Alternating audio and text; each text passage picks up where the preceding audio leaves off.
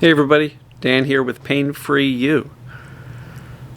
Tonight's topic is going to be paradoxical intention and why it works. So I'll get to that in a minute.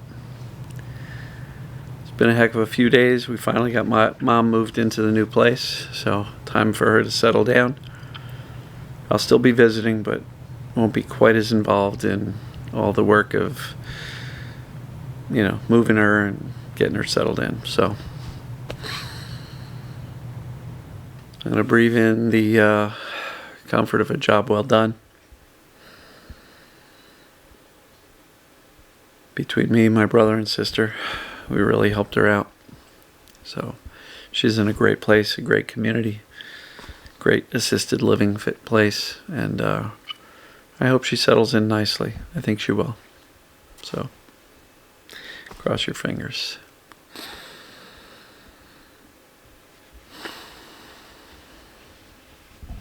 So, paradoxical intention and why it works. Say, hey, Finn.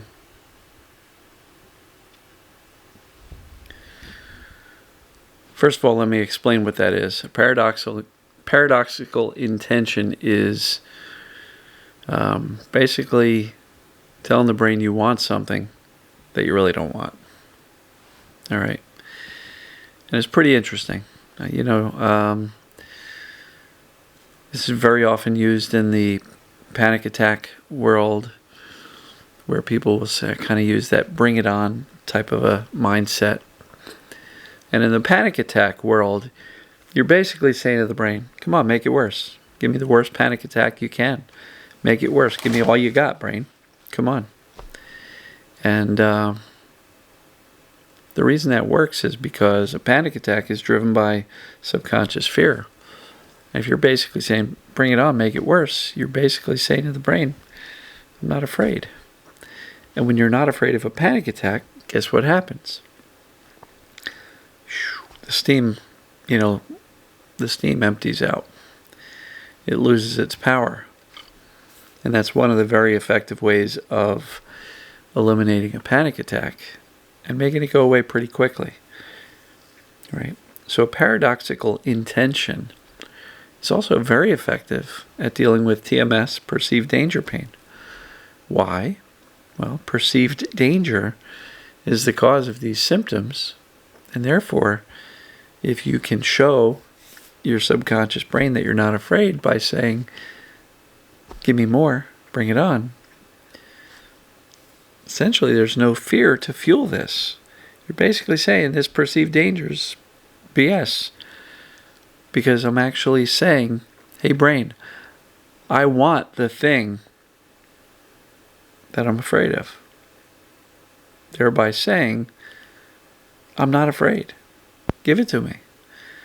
So, it's really important. This is a really important concept, because it's not just a matter of saying, I'm safe, there's nothing bad going on. You're actually, if you're brave enough, you're actually saying, come on, bring it. Make it hurt. And inevitably, the brain goes, wait, what? They're asking for the pain? Maybe there's no danger. And it's a great way of just showing your brain, I'm not afraid of this.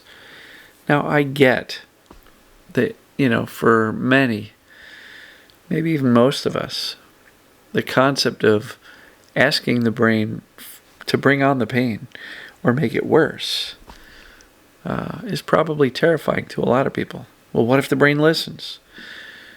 But it doesn't, because you're basically short-circuiting the whole concept that the only reason the brain's turning on the symptoms or pains is because it's perceiving danger, so it's sounding the warning signal. But basically you're saying, all right, turn up the volume. I don't care. You're saying, I'm not afraid. And again, the air gets let out of the hot air balloon, and things settle down pretty quickly. So paradoxical intention, the bring it on technique, make it worse technique. If you're brave enough to try it, you may very well find that it works. And if you're one of the type who's actually experimented with this and it's worked for you, please comment below. Share with the community how it worked for you. And even if you're not quite willing to say, give me the pain, there's a lot of power in the indifference that I have been teaching for a long time, which is basically saying, all right, I notice the pain, but so what? It's there. I got stuff to do. I'm going to do it anyway.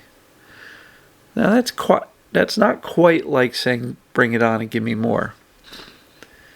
But the reason that actually works, the indifference, is because you're essentially saying, I'm not afraid.